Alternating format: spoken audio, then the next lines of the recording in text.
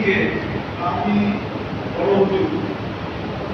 তুমি আর তাহাজ্জুদ মিলও করতে না, শয়তান আর কি, তুই আর তাহাজ্জুদে মিল কই, তোর কাউকে উঠাইতে পারি করতে পারেন না। আমি একটু খেয়ে দেখাইছিলাম যে আপনি যাতে তাহাজ্জুদে না উঠতে পারেন, কাউকে উঠতে পারেন না, সকালে যে কান্না দিচ্ছেন আর যতটি কামাইছেন আমি কানে ধরে ফেলছি যে ডেলি আমি উঠাই দিন,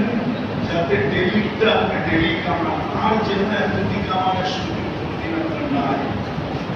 আমাদের তো শয়তান এরকম বুঝায় যে মেহনত করো,